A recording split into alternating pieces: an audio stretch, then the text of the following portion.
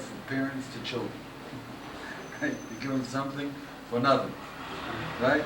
The Almighty is our Father in heaven. He gives us something for nothing.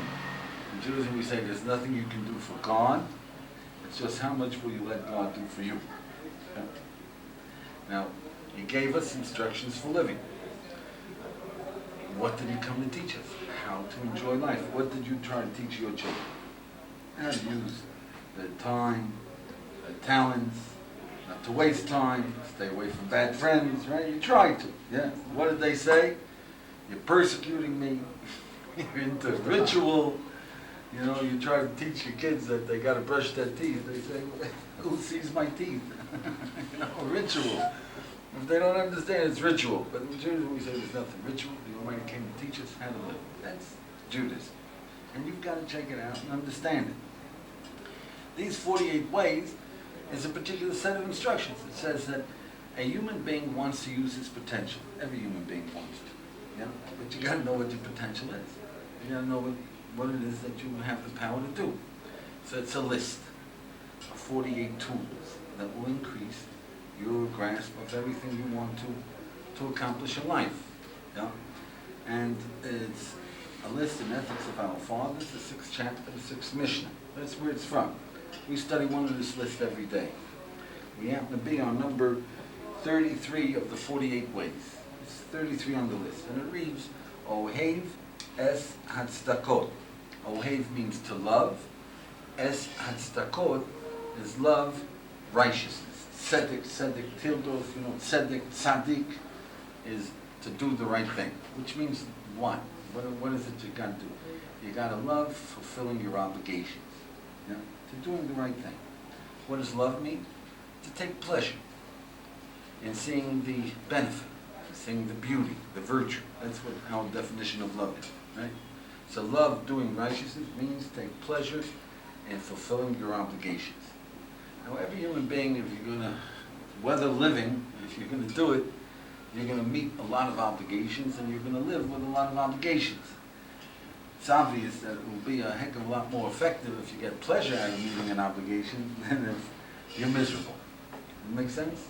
It makes a lot more pleasurable and more effective.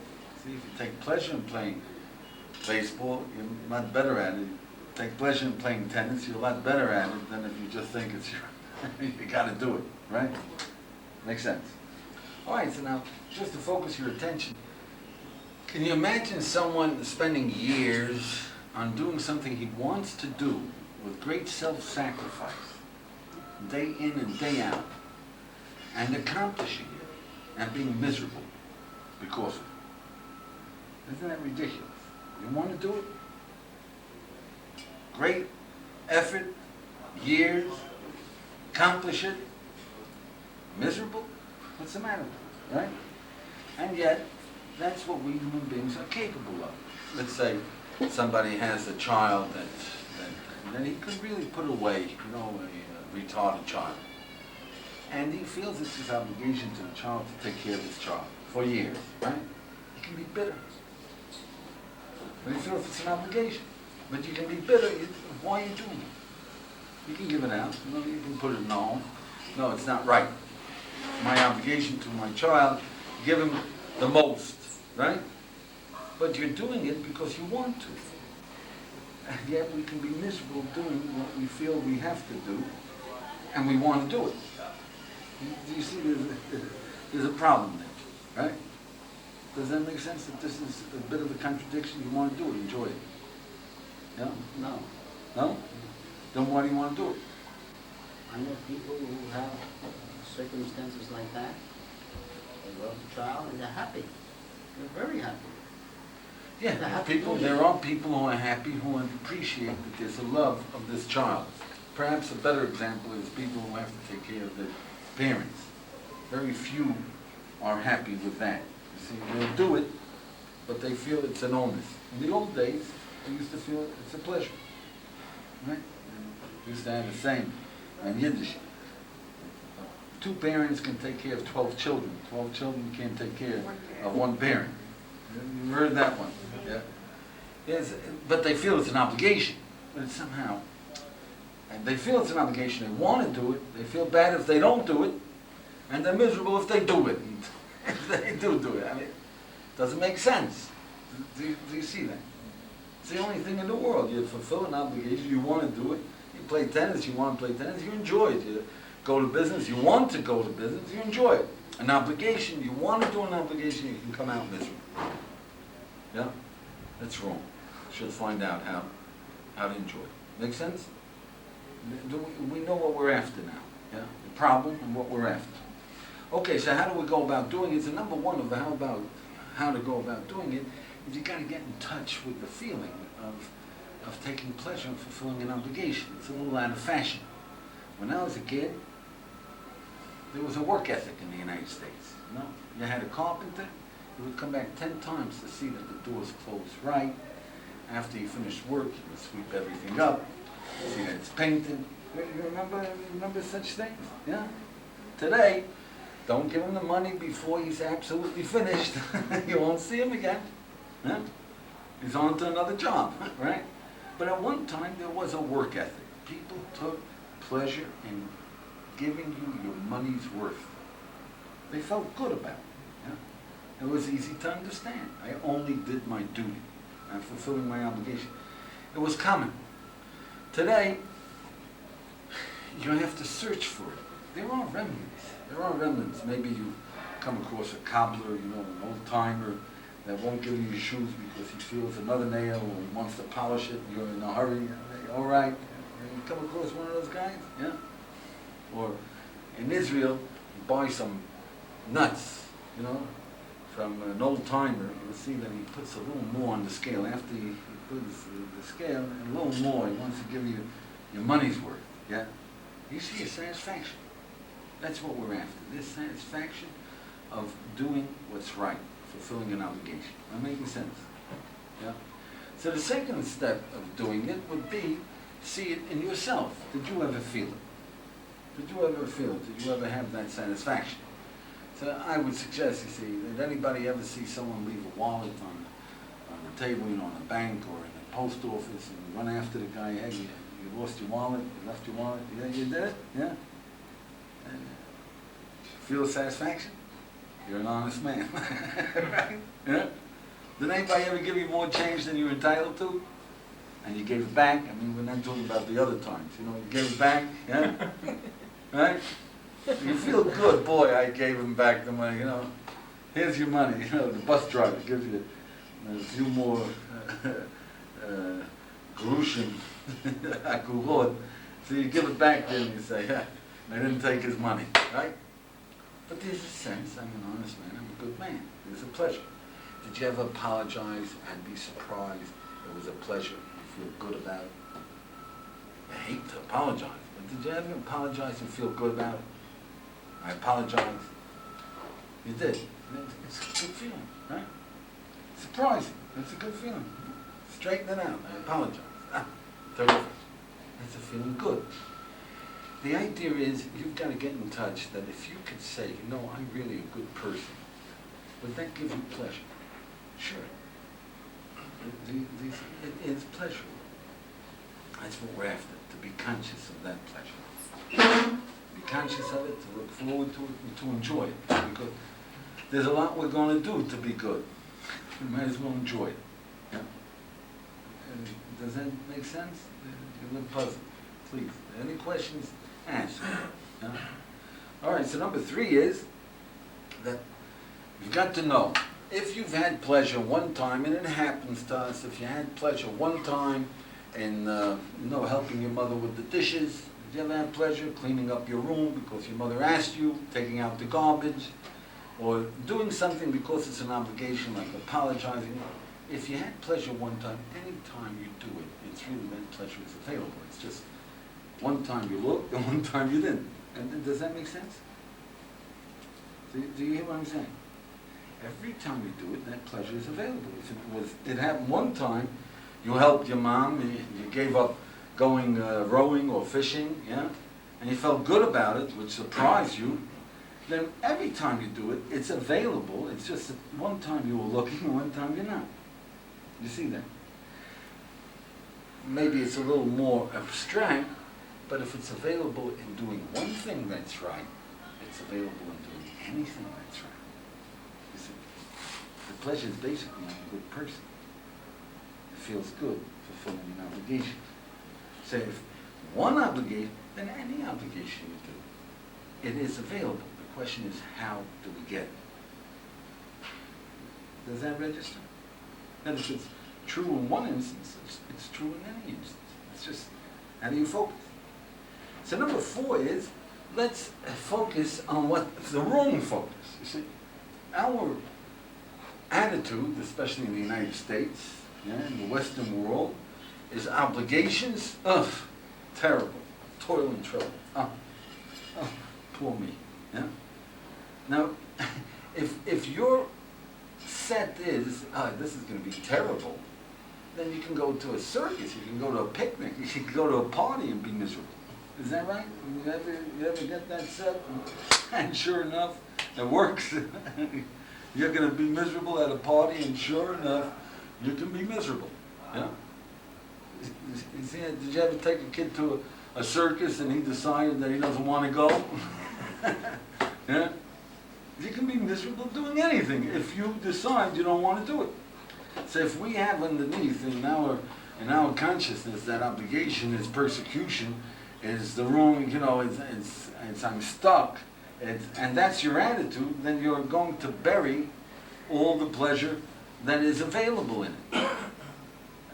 Does that make sense? That it's a set. You know what I mean, a set? You have the wrong set. You got to change that set. You know? You've got to change that. So number 5 is,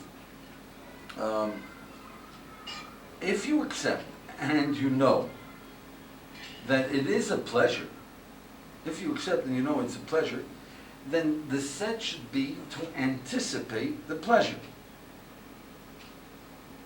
Do you see that? Now, how do I enjoy this? It's a pleasurable thing. Like you're going to play tennis, and you never played it before, so you anticipate that this is something people play because they enjoy it. So now, what's the enjoyment? You'll find it. Hook is running around. All right, but you make a point. I don't know. You'll find out what do people enjoy. If you know that this is basically the nature of human beings is to enjoy doing what is their obligation, then you just have to fish around to learn how to enjoy it. You have to focus. How do I enjoy this?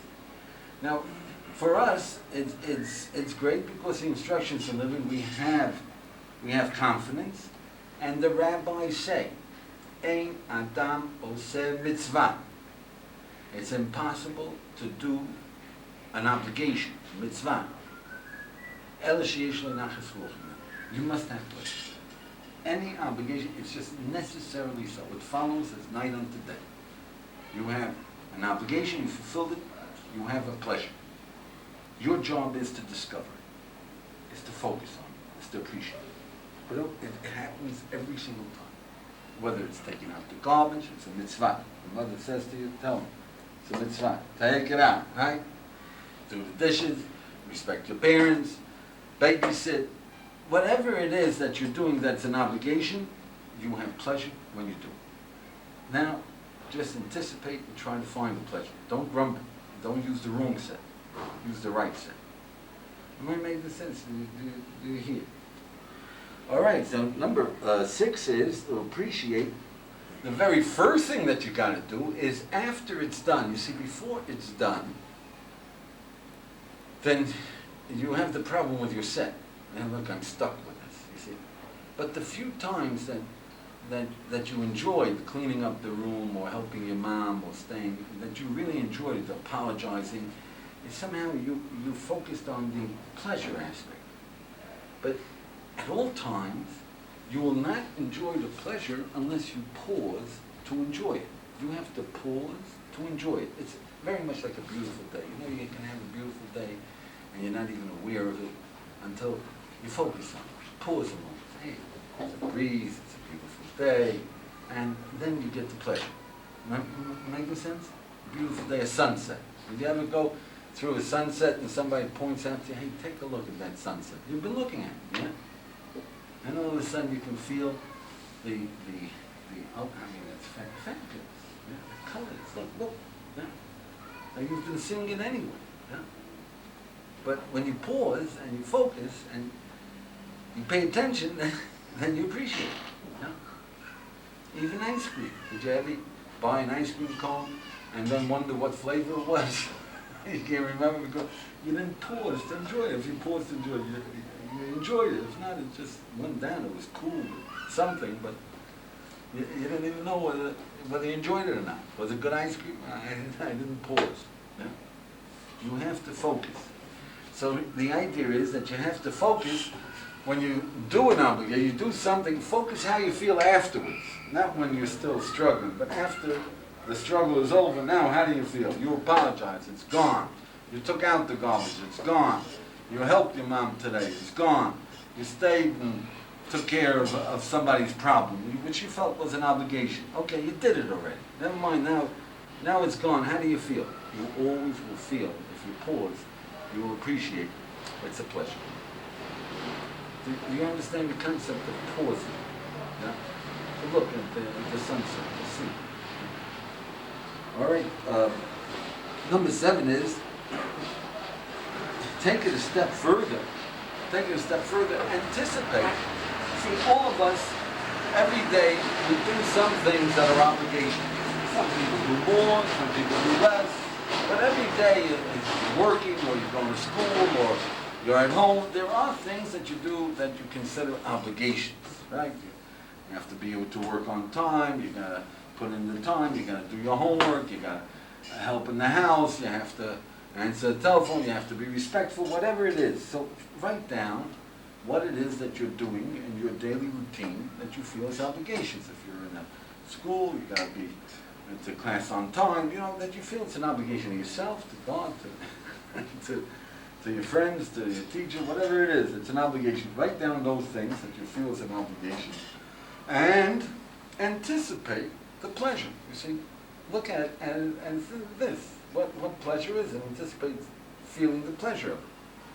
And anticipate living with you're not doing anybody any favors, it's your pleasure. Anticipate that aspect of it. You're doing these things anyway. Try to get the distance from it. Everybody's got obligations. Whether it's to say good morning to your wife, or diapering your baby, or everybody's got things that you have to do that you feel are obligations, yeah?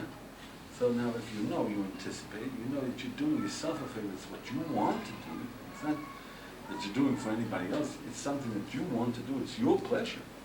Then forget about the people who are your obligations, and rather anticipate, remember, be a tough human being, and be upfront. I'm doing it because I want to. Let me enjoy. Let me focus on enjoying. Then that's good living. All right, number 8 is that a good piece of advice, especially for beginners, is wait until the dust settles. Like every night, look over your day after the dust settles, after the activities. Every night before you go to sleep, make a little diary, yeah, and put down what obligations did you feel today? How do you feel about having it done? Yeah?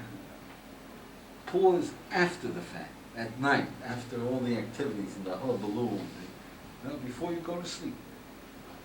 You'll be amazed, it's guaranteed you'll begin to feel good about what you've done.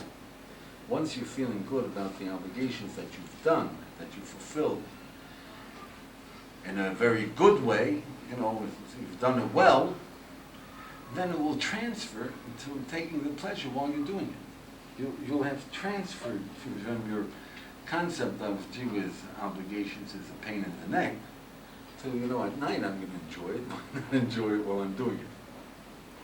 Am I making a sense that it will transfer in time?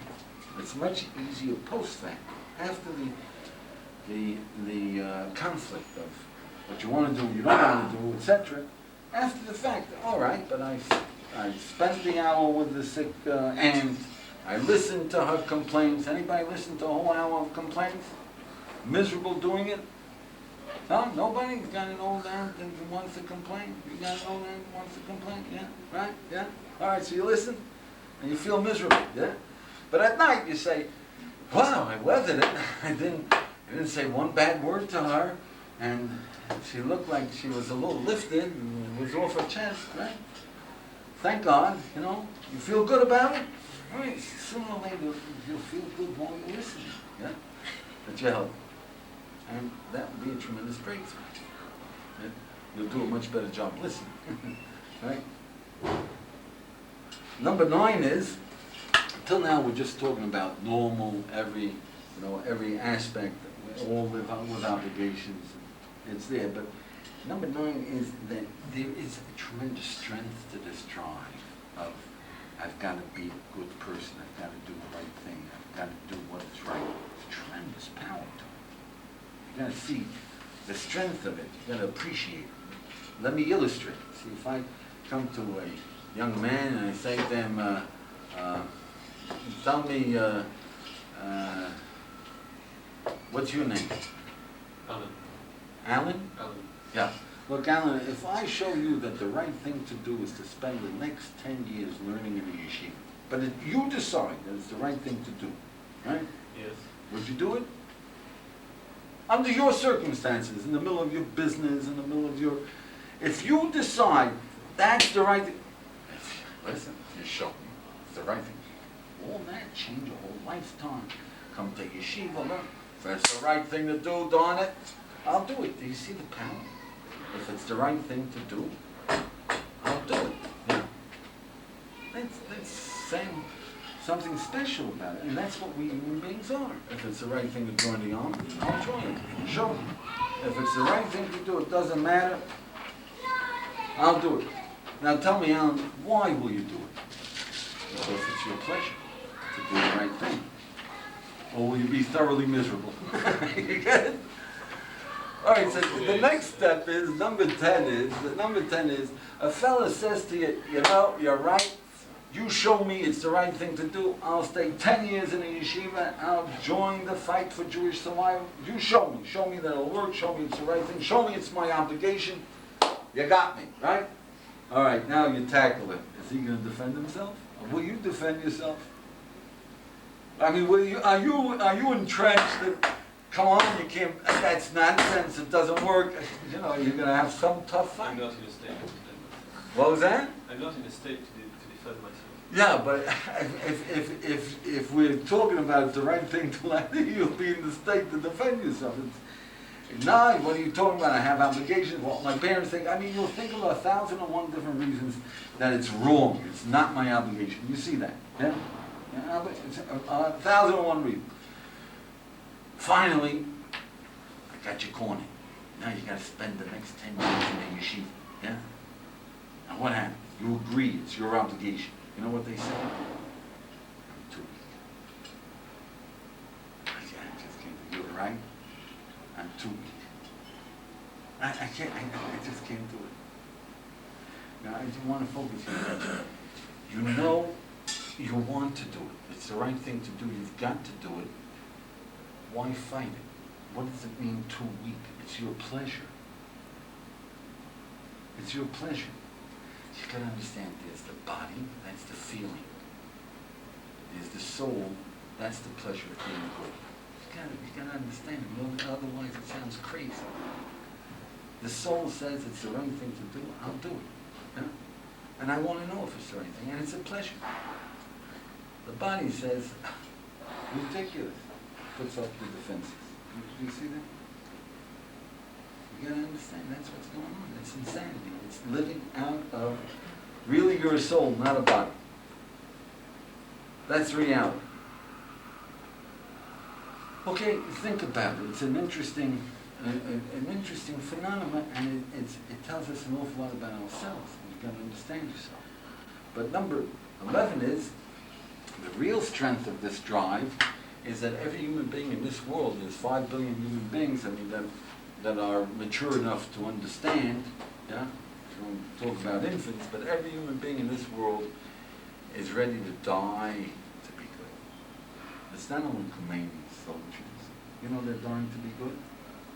Not only the PLO, not only the Israeli Haganah forces, not only the Afghanistanians and the Sikhs in India, and the Soviets and in Angola, and it's human being.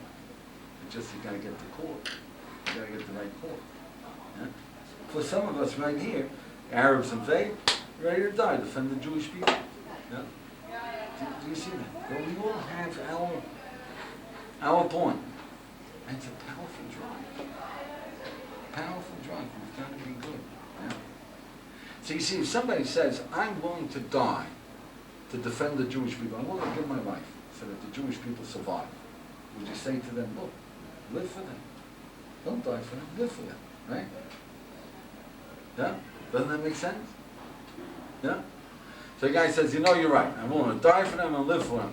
Boy, now I'm in a miserable situation. That's ridiculous. Enjoy them. Enjoy them. If they're that precious, enjoy it.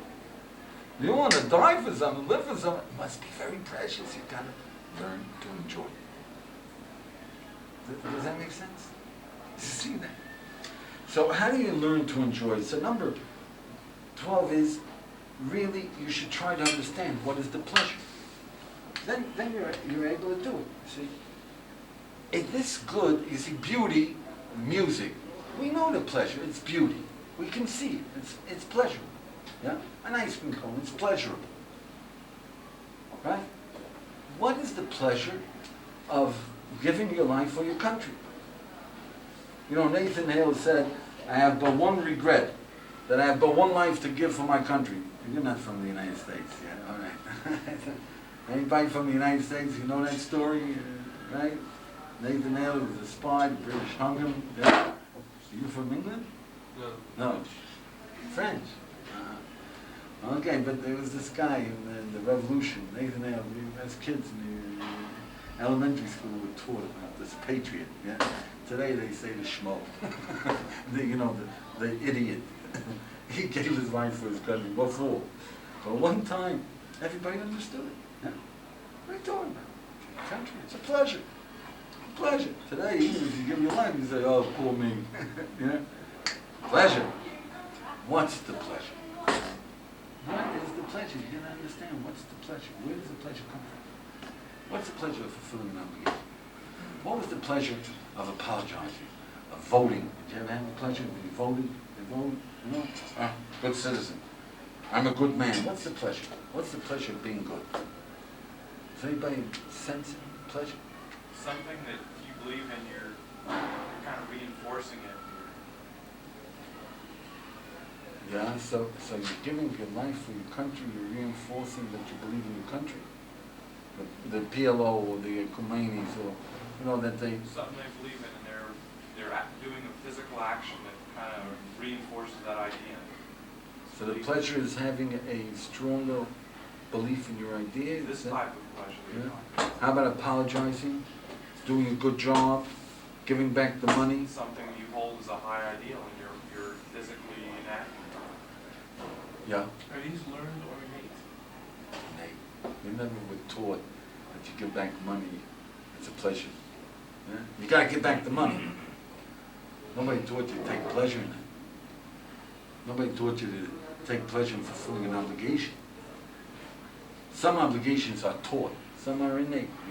We have an obligation to a sick person. You got to an aunt who's complaining. Nobody even taught you, but the woman is in trouble. I got to listen. Yeah. That's one of the proofs of God, is how much is innate, is the moral imperative is in us. We're amazed to find out what we know. And if you go from one civilization to the next all around the world, this doesn't vary? It does vary in as much as brainwashing varies. You see, what is good? See, everybody says you've got to eliminate evil. Everybody says that, right? Khomeini says evil is the United States, right? The United States, they're taught evil, that's Khomeini's men, right? But everybody says evil you have to fight evil, yeah? What's evil? Yeah? Who's evil? That's superimposed, right? But it's innate that you shouldn't believe what people tell you. You should check it out yourself. That's innate. When I remind you of it, look, you were born in the United States. You have your definition of evil. He was born hey, you gotta check out for yourself, what is really evil? Who is it you wanna fight? Yeah? And that's where they're wrong. They're not checking it out. It's not that they're wrong in giving their life to be good.